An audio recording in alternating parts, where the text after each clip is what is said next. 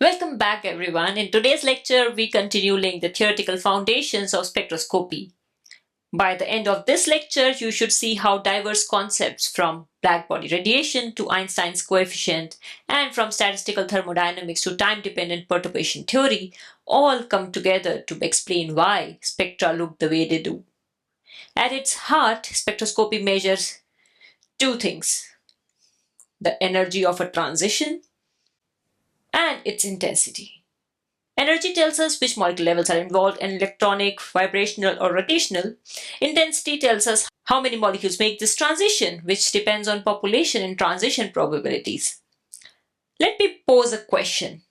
If spectroscopy only measures energy and intensity, what additional information must we supply to connect this data to molecular structure? Keep that in mind as we progress. To understand the energy and intensity, we must first clarify or classify how light interacts with matter. There are three fundamental processes: absorption, emission, and scattering. In absorption, a photon of frequency nu is taken up by the system and molecule jumps from a lower excited state, E1, to a higher excited state, E2. In emission, a molecule is in an excited state. It relaxes to a lower level, releasing a photon. This may happen spontaneously or in a stimulated way. In scattering, the incoming photon does not vanish but changes direction or energy. Elastic scattering if the energy is conserved, inelastic if not. So these three arrows, up for absorption, down for emission, sideways for scattering, form the entire basis of spectroscopy. Can you think of one experimental technique where scattering, not absorption, provides a key signal? It's Raman spectroscopy. Now let us refine two observables, energy and intensity. Think of a concert. The pitch of the note is like the photon energy, high or low. The loudness is like the intensity, how many voices or instruments are contributing. The energy of photon is E is equals to h nu, where h is the Planck's constant and nu is the frequency. In practice, we often use related units, joules, wave numbers, electron volts, etc., depending on the spectral region. It tells us which transition is probed, whether rotational, vibrational, or electronic. The intensity of a spectral line, however, depends on how many molecules undergo the transition per unit time. This has two controlling factors: the transition probability, which is a purely quantum mechanical property; the population of the initial state, governed by statistical thermodynamics. Thus, intensity is not arbitrary, it is the macroscopic fingerprint of microscopic transition moments and statistical distribution. So together, this is how a graph looks. Y-axis is intensity, x-axis is energy, and this is the spectrum that we have. And this is what tells us about the molecule's properties. Now we link these microscopic ideas to a law you already know well, the Lambert law. When a monochromatic beam of initial intensity I0 passes through a medium of path length L, the transmitted intensity I decreases as A is equals to log 10 I0 by I is equals to epsilon CL. Here, A is absorbance, C is concentration, and epsilon is the molar absorptivity. The law tells us that absorbance grows linearly with concentration or a fixed path length. This is why we can take a spectrum and directly deduce concentration of solutes. Think of a quantitative UV visible analysis in biochemistry. Imagine doubling both the path length and the concentration. By what factor will the absorbance change? According to the equation, it will quadruple. This law is a bridge. It connects the quantum mechanical transition probability with macroscopic observables in the laboratory. Let's begin with a simple but powerful observation. When we heat objects, they glow. You have all seen this in daily life. The red coils of an electric stove, the orange glow of hot iron in a forge, or the brilliant light of stars in the night sky. As temperature increases, the color of the glow shifts. At first, we see dull red, then bright orange, then yellow, and at very high temperatures, a white glow that contains many wavelengths. This shift in color is not random. It tells us something deep about the distribution of energy in radiation. That's why astronomers can estimate the surface temperature of a star just by analyzing its color. So let me ask a question. If one star appears reddish and another bluish, which is hotter? Let's find the answer in next few slides. Let's look more closely at why hot objects glow. Think of a stove top that turns red, or a piece of iron that we discussed, shifting from red to orange to yellow as it becomes hotter. Most everyday objects reflect part of the incoming light, absorb some, and emit some as well. So their color depends on the material. But physics introduces a special concept, the black body. A black body is a perfect absorber. It takes in all the light that falls on it, with no reflection at all. And because of that, it is also the most efficient emitter. When heated, it radiates purely according to its temperature. No real material is perfect, but graphite comes close with about 95% efficiency. So far, the black body idea has been an idea and idealization, but how do we actually realize it in the laboratory? The clever solution is a hollow cavity with a small opening. Imagine you shine light into this hole. The radiation enters the cavity and bounces off the inner walls many times. With every reflection, some energy is absorbed until essentially all of it's gone. Very little escapes back out. That means the hole acts as a perfect absorber, the closest thing we can build to a theoretical black body. Now, if we heat the walls of this cavity to some temperature T, the situation reverses. The radiation emerges from the hole. This escaping radiation is not tied to the material of the walls, whether they are made of copper, ceramic, graphite, doesn't matter. It depends only on the temperature. The hole now behaves as a perfect emitter. At low temperature, the emission is weak and lies in the infrared, invisible to us. At higher temperature, the hole begins to glow visible. When scientists measured black body radiation at different temperatures, they noticed something striking. The curves of intensity versus wavelength always had the same shape, independent of the material or the shape of the object. Only the temperature of the cavity walls mattered. This universality was obviously puzzling. Why should glowing copper, glowing iron, or glowing graphite all follow the same law? And most often material properties actually determine, or the material composition determines its property. But it is something very different. As the temperature is increased, the peak of the curve shifted to shorter wavelengths and the overall intensity rose dramatically. One of the first successes in describing these spectra was Wien's displacement law. It states that the wavelength of maximum emission is inversely proportional to temperature. Lambda max is equals to B by T, with B is equals to 2.897 into 10 to the power minus 3 meter Kelvin. This relation explained why hotter objects emitted bluer light. At room temperature, the peak is in infrared, invisible to our eyes. At around 1000 Kelvin, the peak lies in the red, giving us glowing embers. We can now take black body radiation out of the lab and look up at the night sky. Stars are natural black bodies. Their surfaces emit radiation that depends almost entirely on temperature. Cooler stars like Betelgeuse glow reddish. Hotter stars like Rigel or Sirius shine bluish white. The sun, with a surface temperature of about 5800 Kelvin, appears yellowish white. So the color of a star is not a matter of chemistry, it is a thermometer. Just by analyzing the spectrum, astronomers can estimate the star's surface temperature with surprising accuracy. Isn't that remarkable? By looking at light across millions of kilometers, we can infer what's happening on the surface of distant stars. Let's come back to the theory. Physicists in the 19th century tried to calculate black body spectra using classical ideas. The result was Rayleigh-Jean's law, which predicted that the spectral energy density could grow indefinitely at shorter wavelength. This meant, according to classical physics, that a black body should emit infinite energy in the ultraviolet region. Clearly, this was absurd and became known as the ultraviolet catastrophe. This failure was not a small error but a profound crisis.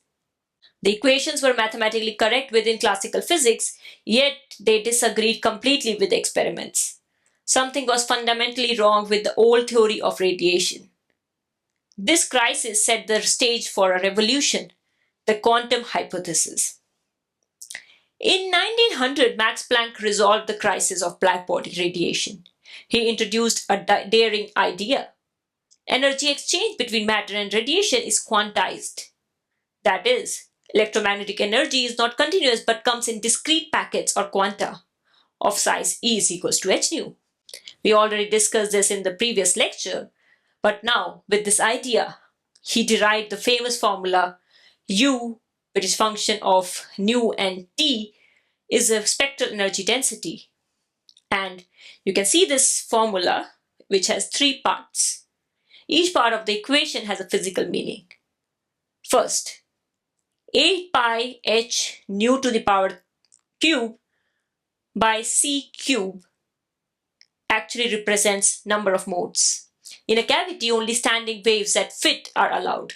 Counting them shows that the number of states grow with nu square, and multiplying by h nu gives the factor nu cube. Energy per photon, h nu. Planck's revolutionary step was to say that each photon carries energy in discrete packets. Third is an occupational factor, which is this exponential part.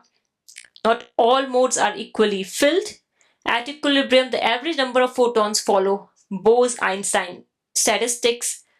Low frequencies are strongly populated while high frequencies are suppressed. Multiplying these three pieces gives Planck's law. And this law is powerful. At low frequencies, the exponential expands and the law reduces to the Rayleigh-Jeans law, recovering classical physics. At high frequencies, the exponential cuts off the intensity, removing the ultraviolet catastrophe. Planck's law fits the experimental spectra across all wavelengths. It also introduced the concept of quantization into physics, which later explains molecular rotations, vibrations, and electronic transitions in spectroscopy. And in practice, it describes radiation from everyday and cosmic sources, tungsten lamps, deuterium lamp, and even the light from stars. So it is not just a theoretical triumph, it is also enormously practical. Blackbody radiation underpins many laboratory instruments. For example, in the infrared, we use glow-bar sources, which are silicon carbide rods heated until they glow. In the ultraviolet, deuterium lamps are common sources of radiation. For visible light, a heated tungsten filament acts almost like a blackbody, producing a continuous spectrum. We also use blackbody concepts for spectral calibration. By comparing a source against the well-known shape of the blackbody curve, we can correct and standardize spectroscopic measurements. And beyond the lab, the same physics explains why the cosmic microwave background radiation has a blackbody spectrum, evidence of the Big Bang itself. So from light bulbs to cosmology, Planck's law guides us. Now we connect blackbody radiation to molecules. Atoms and molecules do not have continuous energy, but discrete, quantized levels. Think of a molecule as having different states of energy. The lowest is the ground state, and above it are excited states. We distinguish three main types: rotational levels separated by very small energies and are typically probed by microwave radiation. Vibrational levels with larger spacings corresponds to infrared radiation. Electronic levels with much larger gaps require ultraviolet or visible light. Spectroscopy is powerful precisely because each type of transition matches a specific spectral region. When we measure a spectrum, the position of the absorption tells us which type of energy level is involved. So can you predict if a molecule absorbs at 10 micrometer? Is that a vibrational or electronic transition? It's vibrational. That's the IR region. We can describe these energy levels more formally using quantum numbers. The electronic state is often labeled by a principal quantum number n is equals to 0, 1, 2 and on. The vibrational state is labeled by V is equals to 0, 1, 2, and so on. The ground vibrational state is V is equals to 0. The rotational state within each vibration is given by J is equals to 0, 1, 2. Finally, each rotational state has different orientations described by the magnetic quantum number Mj is equals to from minus J to plus J. This layered structure means that each molecule has a hierarchy of energy. Electronic the highest, then vibrational, then rotational. That is why in a UV visible spectrum, we often see vibrational fine structure sitting on top of electronic bands. Energy levels are not always unique. Sometimes different quantum states have exactly the same energy. This is called degeneracy.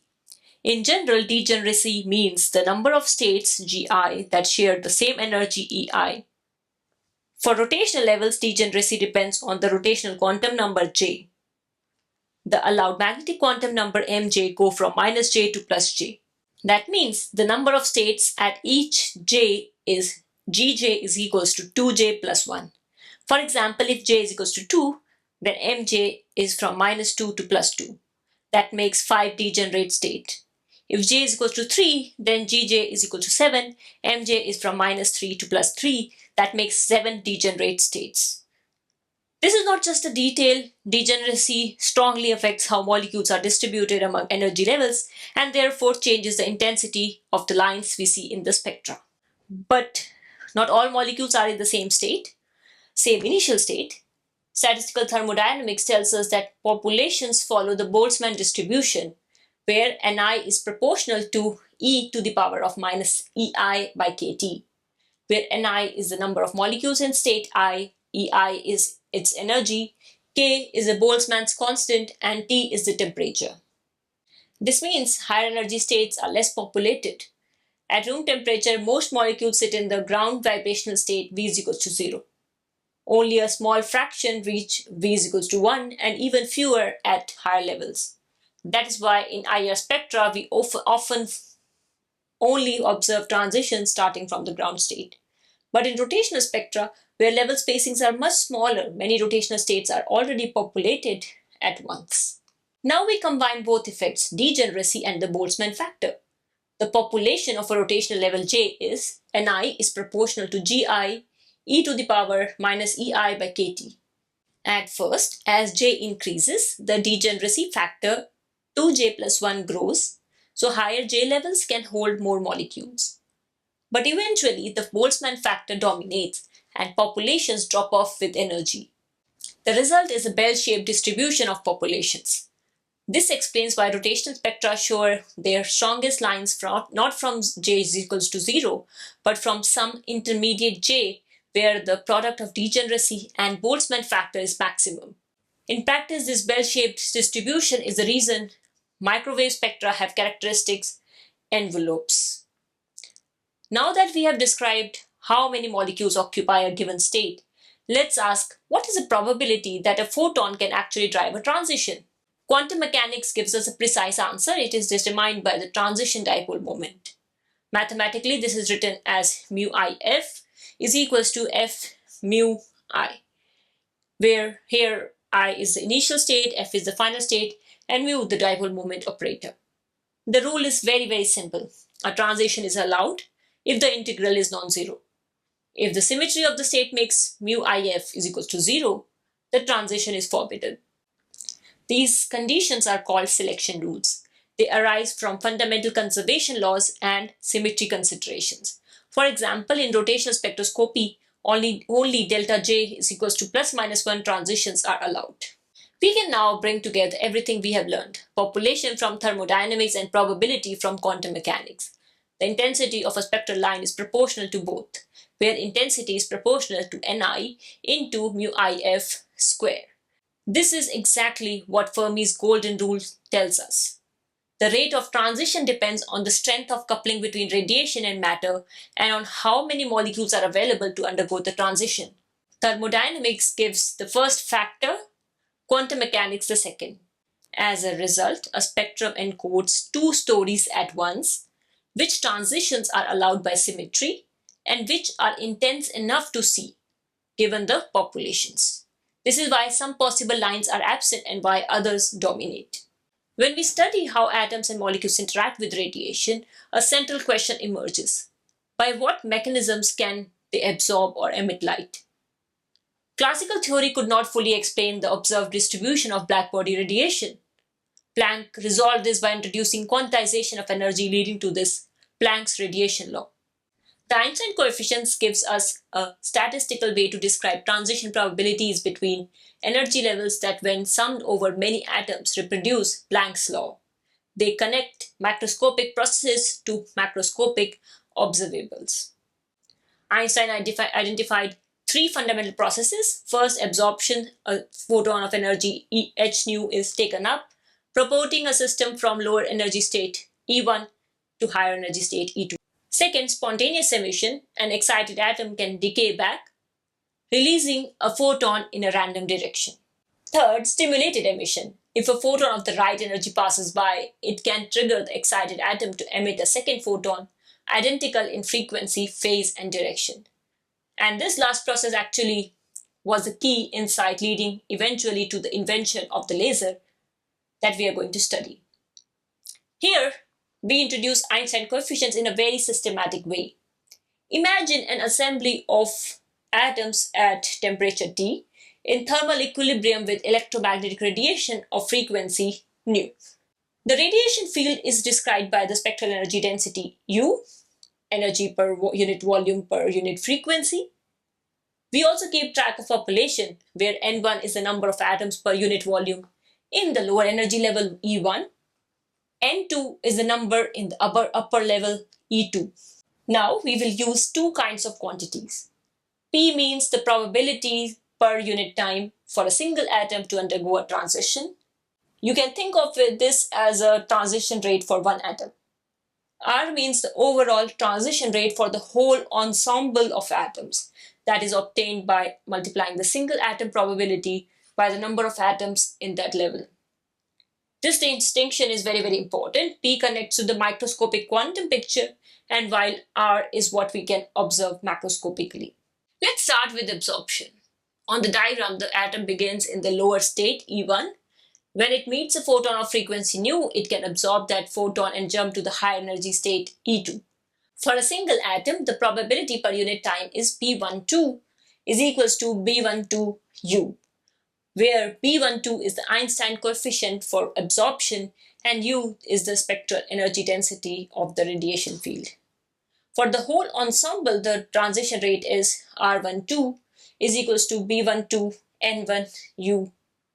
Because only atoms in E1 can absorb, so we take in consideration the number of atoms in E1, which is N1. Now let's consider spontaneous emission. An atom in the excited state E2 will eventually fall back to E1, emitting a photon in a random direction.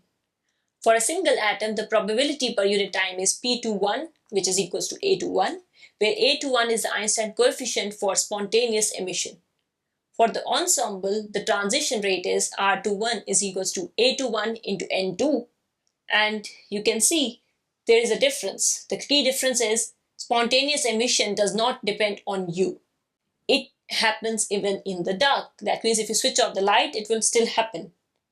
Atoms in the excited state are unstable, and the quantum fluctuation of electromagnetic field are enough to trigger the decay. And therefore, the typical lifetimes are about 10 to power minus. We can define the radiative lifetime tau of an excited state as the inverse of A21. If A21 is large, the atom decays to ground state quickly and the lifetime is short.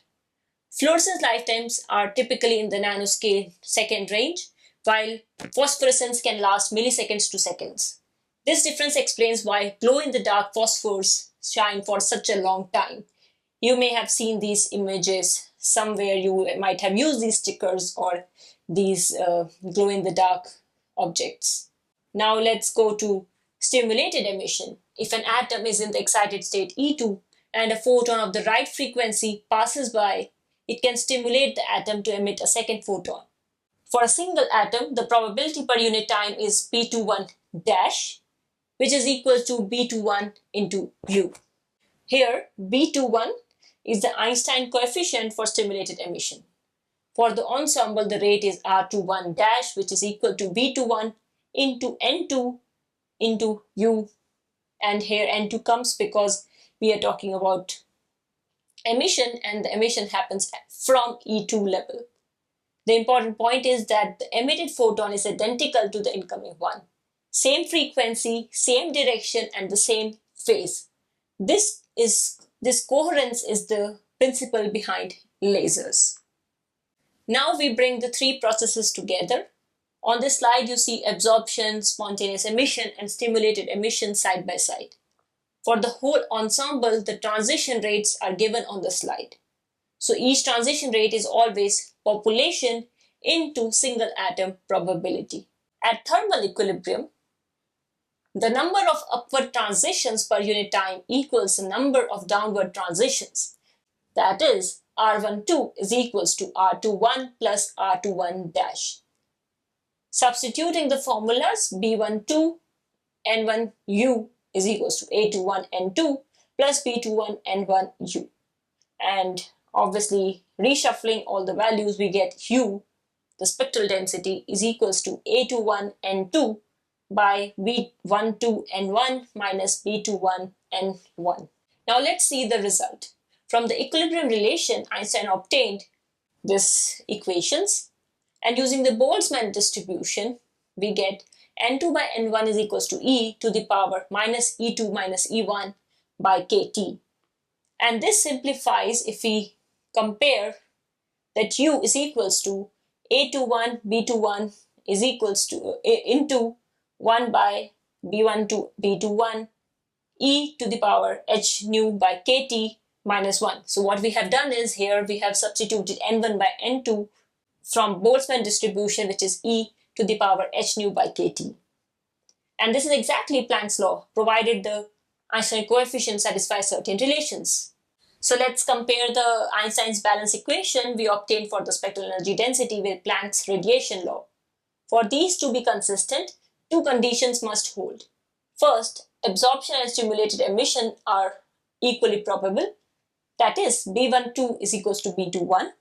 This means the field interacts with the system symmetrically, whether driving excitation or stimulating emission. Second, the ratio of spontaneous to stimulated coefficient grows as nu cube. So A21 by B21 is equals to 8 by h nu cube by c cube. The second result is key. At low frequencies, A21 is small, so stimulated emission dominates. At higher frequency, A21 is large, so spontaneous emission rules. This is a beautiful example of how microscopic transition probabilities encoded in the Einstein coefficients recover the macroscopic Planck distribution of blackbody radiation. This slide is a clear side-by-side summary comparing spontaneous emission described by A21 and simulated emission described by B21. You can read this, you can pause it and read it and understand. It highlights the key differences in coherence, directionality, and usefulness for laser action. The main point is simple. Spontaneous emission is random and incoherent, while stimulated emission produces photons that are identical to the incoming photon, and the coherence is the foundation of laser operation. Now we can see how stimulated emission leads to the phenomenon of laser. On the right, we remind ourselves of the basic process. An atom in the excited state E2 is triggered by an incoming photon to drop to the lower excited state E1, emitting a second photon that is identical, same frequency, same direction, same phase. On the left, the slide shows how the macroscopic process is turned into a macroscopic device. A laser medium is placed between two mirrors, forming an optical cavity or resonator. The pump source excites atom into the upper state. Photons generated inside the medium bounce back and forth between the mirrors, passing repeatedly through the active medium and stimulating further emission. One of the mirrors is partially transparent, allowing a fraction of the photons to escape as a laser beam. This beam is highly coherent, monochromatic, and intense. The direct technological realization of Einstein's concept of stimulated emission. So why is a resonator cavity essential? Without the mirrors, the first emitted photons would simply leave the medium and stimulated emission would not multiply effectively. The cavity traps photons, letting them stimulate many more emissions before escaping. That feedback is what builds up a strong, coherent beam. This is why the word laser stands for light amplification by stimulated emission of radiation. Here, we connect the Einstein coefficient to different regions of the spectrum. From our earlier result, the ratio of spontaneous to stimulated emission is proportional to nu cube. This means that at low frequencies, spontaneous emission is negligible, while at high frequencies, spontaneous emission dominates. The table on the slide shows the implications. Microwave region frequency is low, so stimulated emission dominates. This makes it relatively easy to build lasers since spontaneous emission hardly occurs. Infrared region frequency is intermediate, so both spontaneous and stimulated processes matter, and lasers in this region must account for both. Optical and UV region frequency is high, so spontaneous emission dominates, making stimulated emission more difficult. To achieve lasing here, we need strong population inversion and an optical cavity to reinforce stimulated emission. So the balance between spontaneous and stimulated processes shifts dramatically with frequency. And this explains why microwave lasers came first while visible lasers required more advanced technology. There is an essential condition for laser action, the population inversion. On the left, we see the normal thermal distribution. Most atoms occupy the lowest energy E0, fewer are in E1, and very few reach E2. That is what is Boltzmann distribution predicts at equilibrium. In such a situation, absorption is always stronger than stimulated emission because more atoms are in the lowered state than in the excited state. On the right, we see the inverted case. Here, through some external pumping mechanism, more atoms have been driven into the excited state. E2 then remain in the lower excited state, E1. When this inversion is present, stimulated emission can outweigh absorption and a coherent beam can build up inside the cavity. So the rule is simple but powerful. For lasing, the excited state population must exceed the ground state population at the transition energy. Without population inversion, a laser cannot function. Why do you think ordinary lamps or the sun cannot produce laser-like light, even though they also involve emission? Because in normal sources, atoms follow the thermal distribution, no inversion, so spontaneous emission dominates, producing incoherent light. Let's come to a three-level laser. In a three-level laser, the process begins with an external pump that excites the atoms from the ground state E0 up to a higher excited level E3. The atoms do not stay in E3. They quickly decay non-radiatively to the intermediate state E2. Because this step happens so fast, atoms accumulate in E2. As pumping continues, the population in E2 becomes larger than in E1. That inversion of population is a key requirement for lasing. Once inversion exists, stimulated emission takes over. Photons trigger atoms to drop from E2 to E1, producing new photons that are coherent with the incoming ones. Afterward, atoms in E1 relax rapidly back to E0, so they can be pumped again. The cycle is pump to E3, fast drop to E2, inversion achieved, stimulated emission from E2 to E1, and recovery to E0. This scheme was realized in the first ruby laser. It was invented by Theodor Dhiman in 1960. Its efficiency is limited since a large fraction of the atoms must be pumped to achieve inversion, but it was a starting point of laser technology. In a 4-level laser, pumping excites atoms from the ground state E0 to a high energy state E3. From there, they decay quickly and non-radiatively to E2. The crucial difference from the 3-level scheme is that the laser transition now occurs between E1 and the true ground state E0. After atoms accumulate in E1, stimulated emission is triggered from E1 to E0, producing coherent photons. Atoms in E0 can then be pumped again, keeping the cycle going. Why is this an improvement? In a 3-level laser, achieving inversion is difficult because the lower laser level is the ground state, which is always heavily populated. In a 4-level system, the lower laser level E0 is nearly empty during operation, so only a modest pumping effort is required to achieve inversion between E1 and E0. This design makes 4-level lasers much more efficient and practical than 3-level systems, which is why most modern lasers operate on this principle. So why do you think the 4-level scheme requires less pumping power than the 3-level scheme? Because in the 4-level scheme, the lower laser level is almost unoccupied, so inversion is achieved as soon as we build a population in the upper laser level. In the 3-level system, by contrast, inversion requires depopulating the ground state, which is very, very demanding. With this, we come to end of this lecture.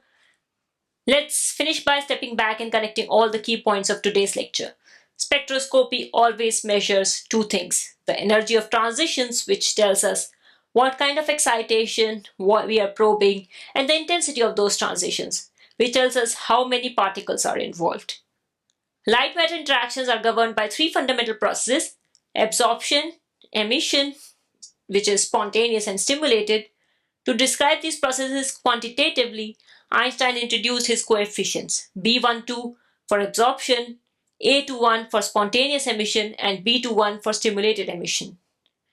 By requiring detailed balance, he showed that the ratio B21 by A21 grows as nu cube. These relations are powerful because they recover Planck's law of blackbody radiation. This frequency dependence has practical consequences. At low frequencies, stimulated emission dominates. At high frequencies, spontaneous emission dominates. So to build a laser, we must enforce population inversion and use resonator cavities. The radiative lifetime of excited states is directly linked to A21. The central takeaway is that lasers are possible only when we drive the system out of equilibrium to achieve population inversion. Under that condition, stimulated emission produces photons that are perfectly coherent, monochromatic, and directional, the hallmark of laser light.